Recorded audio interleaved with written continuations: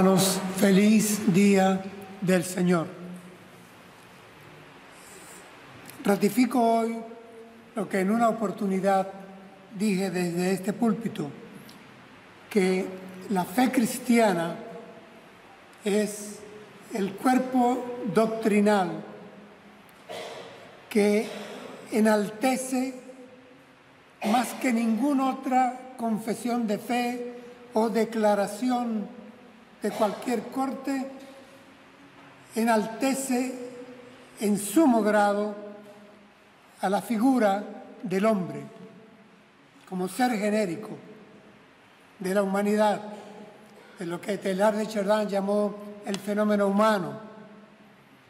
La fe cristiana tiene un alto concepto del origen del hombre, de la naturaleza del hombre, de la dignidad del hombre, del valor del hombre, de la grandeza del hombre, de la majestad del hombre y de la miseria del hombre. En la revelación bíblica, en la Sagrada Escritura, nosotros leemos lo que el Espíritu Santo ha sacado del corazón mismo de Dios. Ese humanismo de Dios, permítaseme la expresión, que habita en el corazón amante de Dios por la criatura que Él tuvo en su soberanía fabricar como copia suya, como representante suyo, a imagen y semejanza suya, porque así le plació. Eso es lo que presenta nuestra fe. Hermanos, desgraciadamente, hoy en día al hombre se le considera poco más de un miembro ilustre de la corteza terrestre, casi que como el resultado feliz de un raro billete de lotería cósmica que hubiéramos tenido la fortuna de que cayera en este planeta. Un producto ciego de la interacción de la materia. Por ahí andamos con esta reingeniería social que no me canso de denunciar como siervo de Dios y como encargado responsable de esta iglesia. Hermanos, denuncio una vez más que líderes y sociedad intentan borrar principios y valores de la fe cristiana. Y esto lo hacen en nombre del progreso. Vaya, progreso, cuando se le pregunta a un gran dirigente que defina qué entiende por una mujer y guarda un silencio pasmoso porque se le tranca la garganta.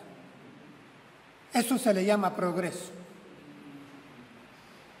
Cuando se levanta la pregunta a líderes y sociedad por igual, de qué conciben que hay a nivel intrauterino cuando comienza una vida, y responden con números, que es algo que después se transformará en alguien. Esto es patético y en nombre del progreso. Cuando se emprende prácticamente una cruzada para eliminar la simbología religiosa, no solo de las escuelas, hasta de los tanatorios. Y esto es una vergüenza en nombre del progreso. Sí, hermanos, se está cuestionando por líderes y sociedad qué es el hombre, la naturaleza del hombre. En la Escritura bíblica, uno de los más antiguos libros, Leo para ustedes la interrogante hecha por un hombre que reconocía ser criatura de Dios, de un Dios amante. Y es el libro de Job. ¿Qué es el ser humano? Que lo engrandeces y lo tienes tan cerca de tu corazón. ¿Por qué lo visitas todos los días y a todas horas lo pones a prueba? Se pregunta el patriarca. ¿Qué es el ser humano? Pero noten, hermanos, que esta pregunta está enraizada en el corazón del hombre, de ese hombre en quien Dios puso eternidad y dejó su huella, su impronta. Está esa pregunta formulada en términos de relación con el Creador. Sabe de dónde viene, sabe quién es quien le ha dado la vida. Y su pregunta es: ¿qué tan grande puedo ser yo para que te ocupes de mí, para que me engrandezcas, para que me tengas tan cerca de tu corazón? Pregunta Job. Hermanos, hoy quiero ser radical y decirles que estoy convencido que en nuestra sociedad occidental desarrollada, líderes y pueblo están intentando animalizar al hombre. Hay una campaña de animalización del ser humano. Esta semana, leyendo artículos autorizados de las ciencias de la conducta, prácticamente me quedo congelado cuando me encuentro con psicólogos que casi tienen que refugiarse en argumentos freudianos porque están afirmando que es casi similar la psicología del hombre y la psicología del animal. Hermanos, estamos asistiendo a intentos desesperados de las ciencias naturales por afincar la semejanza entre el hombre y el animal.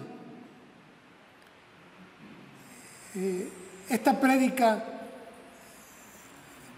quiere que le prestemos atención al naturalismo, porque así se llama la disciplina que esto intenta. En realidad, bajo un ropaje pseudocientífico, está absolutizando la naturaleza. Naturalismo bien llamada. Esto es más ideología que ciencia. A la naturaleza ya se le están endosando cualidades afectivas. Y se habla de la madre naturaleza, pero con ternura que conmueve. Se le están endosando facultades cognitivas a la naturaleza. Ya tiempo ha que escuchamos aquella expresión: la naturaleza es sabia. ¿Cuán sabia es la naturaleza? Vamos, sabiduría. Y al mismo tiempo, al exaltar lo natural, sociedad y líderes están negando todo lo sobrenatural. La naturaleza se basta a sí misma. Es un eslogan que se está haciendo popular. Y Dios pasa a ser un innecesario y punto. Ya no es aquello de discutir si Dios existe o no, es simplemente que es innecesario para nosotros en día de hoy. Es lo que se pregona, se promueve, se predica desde todos los púlpitos seculares en Occidente, España incluida, por supuesto nuestra comunidad, nuestra provincia, nuestra ciudad. No exagero si les afirmo que el naturalismo tuvo un punto de inflexión en donde se catapultó de manera especial. Y esto fue con el trabajo de un hombre muy conocido, Charles Darwin. Les digo que no exagero al mencionarle y quiero al mismo tiempo precisar que había en el pensamiento de este hombre que tenía como científico mucho, pero que también tenía sus prejuicios no científicos. Y voy a leer de él el final de una carta en la cual responde a alguien que le ha, desde la posición cristiana, interpelado, y remata Darwin su carta con estas palabras: lamento tener que informarle que no creo en la Biblia como revelación divina y por lo tanto tampoco creo en Jesucristo como el Hijo de Dios. Atentamente de usted, Charles Darwin. Hermanos,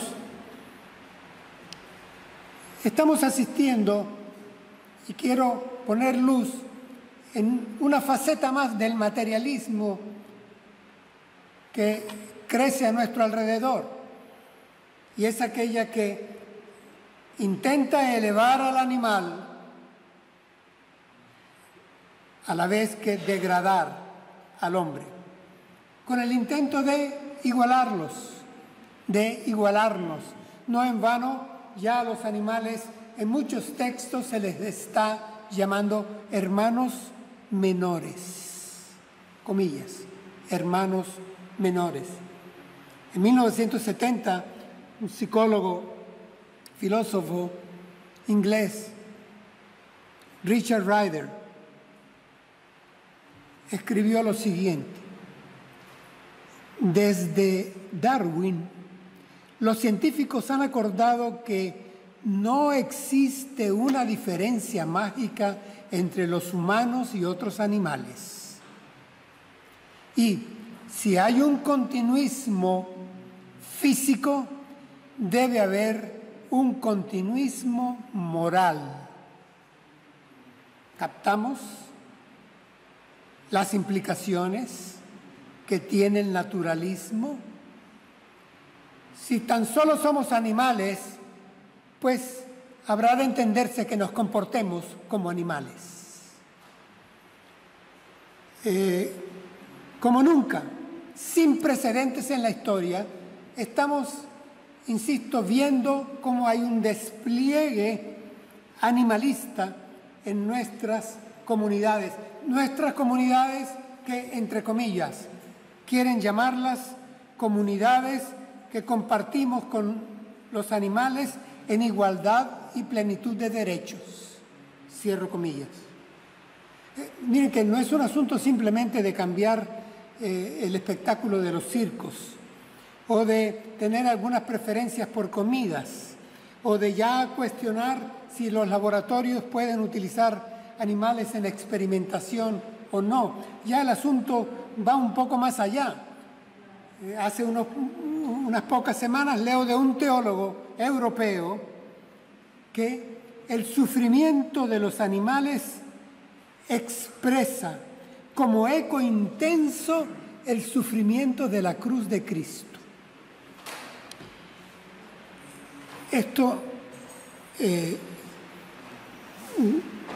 crece, toma dimensiones especiales, al punto que la Real Academia de la Lengua Española ha tenido que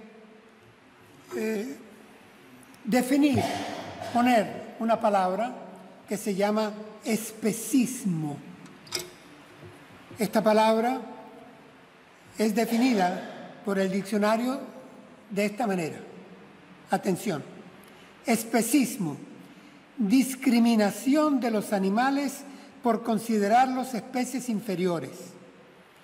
Creencia según la cual el ser humano es superior al resto de los animales y por ello puede utilizarlos en beneficio propio.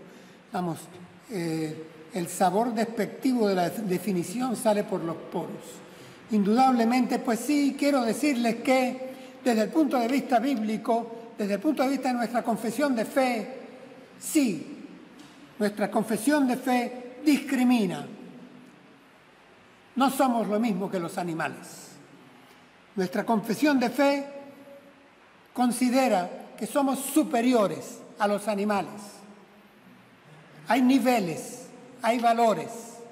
facultades superiores y especiales que no tienen los animales. Y sí, nuestra confesión de fe y la palabra revelada, la Escritura, por la cual nosotros nos normamos en materia de fe y conducta, como siempre decimos, también dice que podemos utilizar en mayordomía correcta a los animales, en beneficio nuestro, en beneficio propio. Sí, de esto está llena la Escritura revelada, Antiguo y Nuevo Testamento. ¿Cuál es la tesis que planteo como sustrato de esta predicación? Es la siguiente. Leo. La diferencia entre el hombre y el animal es esencial, es excepcional y es sobrenatural. Repito, esencial, excepcional y sobrenatural. No es un asunto de gradualidad.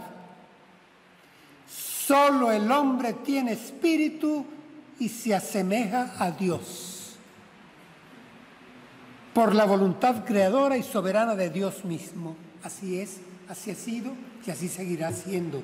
Esa es la tesis que pienso defender desde la palabra de Dios. Sí, hermanos, evidentemente aquí hay un choque dialéctico, nunca mejor dicho, con lo que el movimiento animalista y la ideología naturalista promueve hoy en día en escuelas, en universidades, en medios de comunicación, en conversaciones, es el progreso. Esto es ideología progre, hermanos. Con orgullo se ponen los galones. No se los disimulemos nosotros por ninguna otra razón. Basta ver cómo se cruzan en las manifestaciones y cómo se comparten pancartas y movimientos y activistas que aseguran que en nombre del progreso hay que liberar. Y liberar, miren qué, la mezcla. Liberar a los pobres del clasismo. ¿Cómo? Eliminando la propiedad privada. Liberar a las mujeres del sexismo. ¿Cómo? Eliminando una sociedad patriarcal. Eliminar la religiosidad. Liberar a los hombres del teísmo, atacando a la iglesia y a la fe. Liberar a los animales. ¿De qué? Del sufrimiento y de la utilización. ¿Cómo? Atacando el supremacismo de los hombres que se creen superiores al resto de los animales. Esto no es exageración, esto es simplemente abrir los ojos y ver lo que acontece a nuestro alrededor. No cambiemos el canal cuando nos molesten las imágenes. Prestémosle atención a lo que oímos, a lo que vemos, a lo que sabemos que está floreciendo, a lo que está formando a nuestras generaciones, a los hijos que hemos engendrado, a los nietos que nos habrán de suceder muy pronto, ya en adultez, en juventud. Esto es lo que se está predicando, insisto. ¿Qué texto quiero traer para ustedes? Que sé que está en sus mentes, como creyentes, como hijos de Dios. Génesis 1, 3 versículos, del 26 al 28. Lo voy a leer en Reina Valera contemporánea y dice así: Entonces dijo Dios, hagamos al hombre a nuestra imagen y semejanza, que domine en toda la tierra, sobre los peces del mar, sobre las aves de los cielos y las bestias, y sobre todo animal que repta sobre la tierra. Y Dios creó al hombre a su imagen. Lo creó a imagen de Dios. Hombre y mujer los creó. Y los bendijo Dios con estas palabras: reproduzcanse, multiplíquense, llenen la tierra, domínenla, sean los señores de los peces del mar, de las aves de los cielos y de todos los seres que reptan sobre la tierra. Yo aquí podría terminar el sermón y sería suficiente para nosotros los que aceptamos esto como palabra de Dios. Pero este sermón va también dirigido a no creyentes y por eso debo de continuarlo. Hermanos, recordar a nosotros y a los no creyentes que estos primeros capítulos del Génesis tienen que leerse en rigor conceptual, no en rigor literal, porque nos perdemos las enseñanzas fundamentales que nos llegan. Nos perdemos la docencia divina que está en esos párrafos, en esas letras.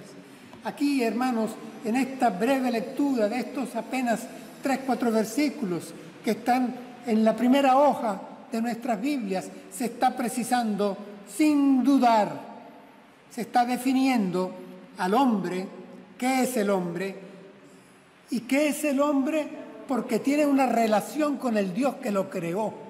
De ahí se deviene, de ahí se genera el carácter, la especialidad del hombre. Hay un énfasis evidente, hermanos, en la palabra de Dios, pero lo hay en este pedazo también de entrada, d'emblée, de manera clara. Hay un énfasis en establecer el nexo entre el hombre y lo divino, entre el hombre y lo espiritual, entre el hombre y lo celestial, entre el hombre y Dios, su creador. Ese énfasis está presente. De ahí entonces viene la fuente para que nosotros podamos afirmar que nuestra dignidad, nuestra excepcionalidad, nuestra majestad, nuestra especialidad y exclusivamente en que hemos sido hechos a imagen y semejanza de Dios. Nuestra facultad especial, por lo tanto, depende del cielo, no depende del suelo. Depende de Dios, no depende de un simio. Miren, en ese mismo libro de Job, ya muy avanzado el libro, uno de los amigos que visita a Job en su desventura, en su desgracia, en su enfermedad, afirma en su discurso: el Espíritu de Dios me ha creado, el soplo del Todopoderoso me ha dado la vida. Es el más joven de los que visita a Job. Su nombre es Eliú. El Espíritu de Dios me ha creado y el soplo del Todopoderoso me ha dado la vida. Sí, hermanos, ese soplo divino es lo que la Escritura y nosotros llamamos espíritu. Es interesante que cuando he leído y he hecho bastante lectura en estas últimas semanas sobre el movimiento animalista, sobre el naturalismo y la forma como se está presentando en Occidente, cómo evitan al máximo mencionar la palabra espíritu. Cómo evitan, pero de manera asombrosa, mencionar algún texto bíblico. Cómo evitan mencionar a Dios de tapa a contratapa. Y sin embargo, quieren desmontar, deconstruir uno de los pilares conceptuales de la fe judeocristiana. Osadía sí, honestidad no. Hermanos, insisto, en este pasaje se nos deja ver que el hombre es especial, esencial, pero por substancia misma. No es una cuestión de gradualidad, es una cuestión ontológica que está tejida en la estructura tuya y mía por la gracia soberana creadora de la voluntad de Dios. Somos otros, no somos animales, somos imagen de Dios aquí en la tierra.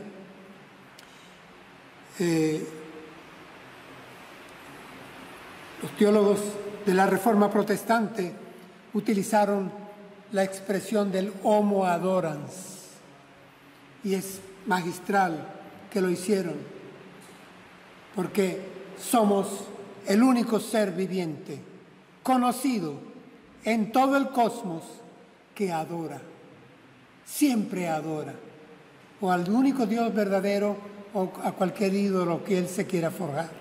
Pero el hombre adora, y ningún animal adora. La diferencia es abismal. Y esta ideología progre que se quiere meter incluso en nuestras iglesias y seminarios tiene una vocación zoológica.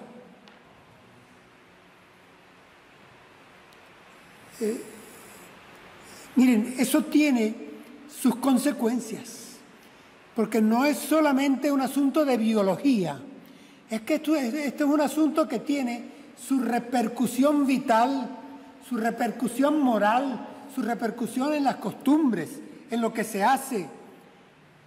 Se ha echado en brazos de la cultura naturista, y ya veo, ustedes también los han visto, a jóvenes abrazando árboles y son incapaces de abrazar a sus abuelos. Ya veo a jóvenes haciendo alarde de veganismo, pero no protestan contra el aborto.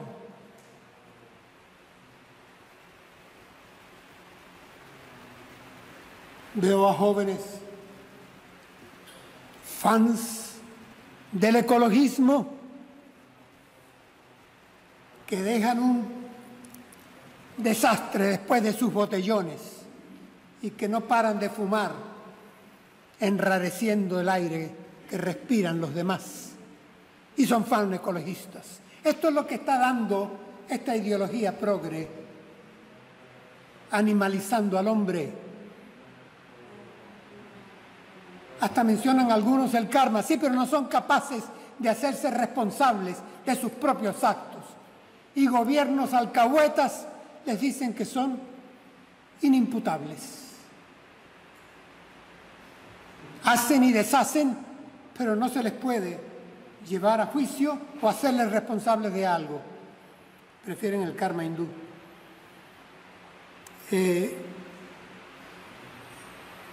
¿Cómo enfatiza el texto? Dice, entonces dijo Dios, hagamos al hombre a nuestra imagen y semejanza. Hay un entonces, hermanos, hay un momento.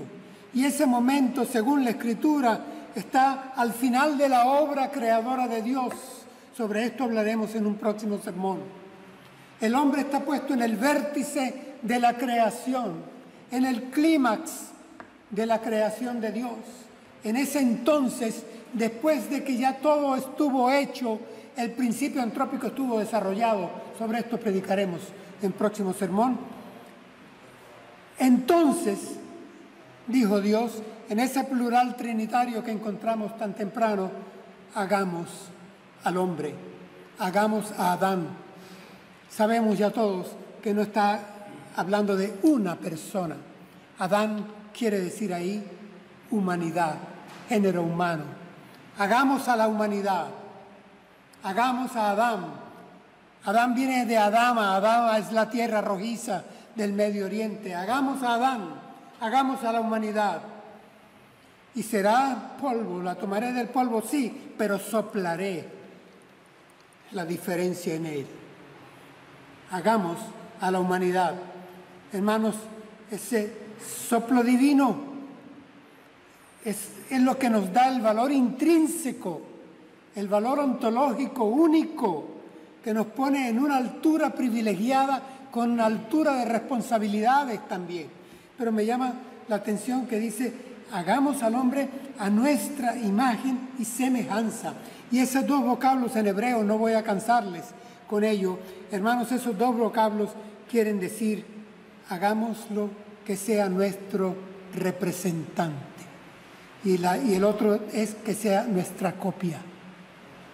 No va a ser igual, mucho menos idéntico, pero reflejará en mucho nuestra presencia, será el mayordomo para que trabaje y guarde la creación, con responsabilidad y con facultades superiores muy especiales. Miren, los animalistas nos están criticando de que ahora nosotros somos antropocentristas. No, es que siempre en el corazón de Dios ha sido muy importante el hombre. El corazón de Dios tiene un humanismo divino que le sale por amor al hombre, porque Dios ama su creación y en especial a la criatura, a la que llamó buena en gran manera después de haberla hecho. Hermanos, se nos acusa de que estamos haciendo de los animales máquinas. No, nosotros los cristianos no hacemos esto. Los animales no son máquinas, los animales no son minerales, los animales no son piedras, pues no son vegetales. No, los animales son animales y lo que no son es humanos. Y esto ha de quedar bien claro. Hoy en día, expresiones que puedo entrecomillar. Hombres y animales somos miembros de comunidades mixtas. Puedo entrecomillar. A las bestias hemos de crearles estados soberanos. Hablando de las bestias salvajes. Hemos de crear para ellas estados soberanos. Yo tenía entendido que existían territorios de reserva, de cuidado, para que salvaguardar hábitats naturales, especies en extinción, bestias salvajes, depredadores incluidos. No, ahora los hemos de llamar estados soberanos. Y a los animales, entre comillas, hemos de llamarle personas no humanas.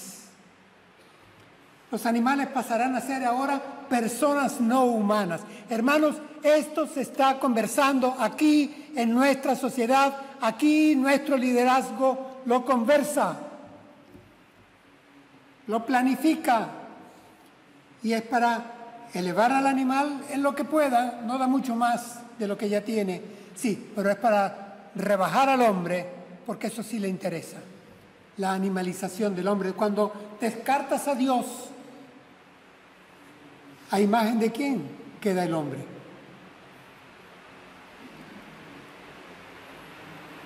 Por eso, el título que hemos dado a esta predicación, lo divino nos hace humanos. Sí, hermanos, según la Escritura, nosotros somos una simbiosis admirable, una realidad natural y sobrenatural a la vez. Es la imago Dei, que en latín trabajaron también los reformadores protestantes, la imagen de Dios que llevamos grabada en nuestra estructura. Que continúa el texto afirmándonos, dice que por ser nosotros especiales, excepcionales y dotados de facultades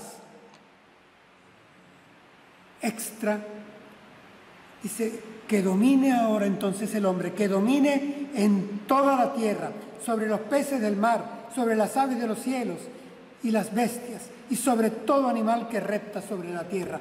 Que domine, radá en hebreo, que domine, hermanos, la razón de esa singularidad de que disfrutamos es que tenemos una responsabilidad y un privilegio. Para dominar tenemos que ser superiores y diferentes. Ese dominar es controlar, ese dominar es legislar, ese dominar es disponer, es administrar.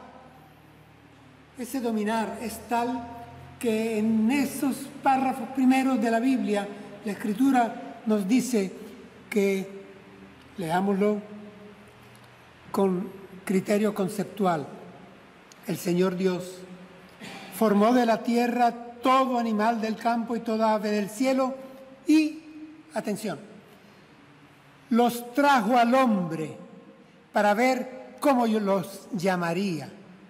Y como el hombre llamó a cada ser viviente, ese fue su nombre.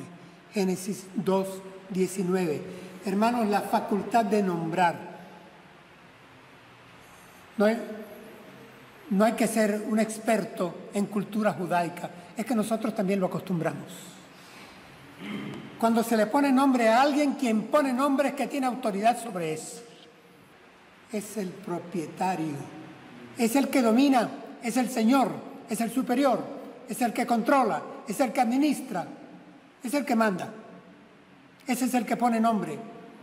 Y ahí el pasaje no hemos de tomarlo como un desfile de animales y un hombre, Adán, sentado con un libro poniendo nombres a su arbitrio. Miren, hermanos, a día de hoy, cualquier pequeño hallazgo de un animal, por más mínimo extraño que sea, se le pone en latín y quien le pone el nombre es el hombre que está en la universidad, en el museo, y lo archivan. Esto sigue siendo igual. Pues es así desde el comienzo. Y es así porque somos superiores. No somos animales. Estamos llamados a administrar la creación de Dios.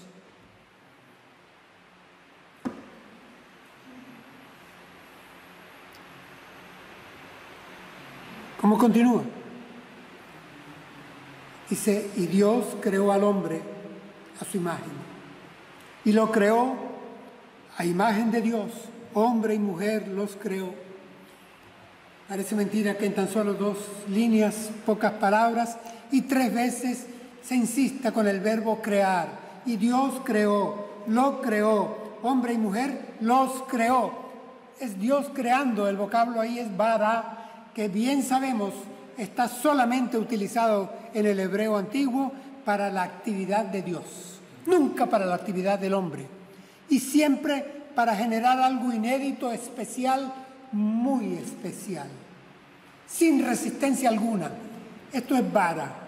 Y aquí se dice que se nos afirma, y es nuestra confesión de fe, que Dios creó al hombre, que lo creó a su imagen, y agrega algo muy importante: hombre y mujer los creó. Este es el proyecto binario de Dios, con igualdad en dignidad, en majestad, en derechos, en oportunidades, iguales, hombre y mujer, a imagen y semejanza del Creador. Hombre y mujer, igualdad, con diferencia, afortunadamente con diferencia. ¿Cómo termina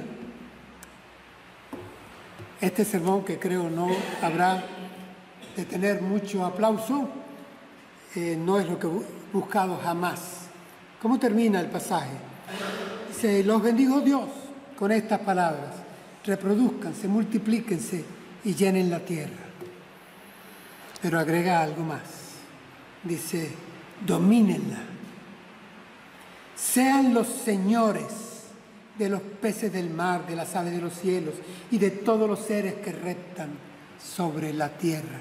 Sean los señores.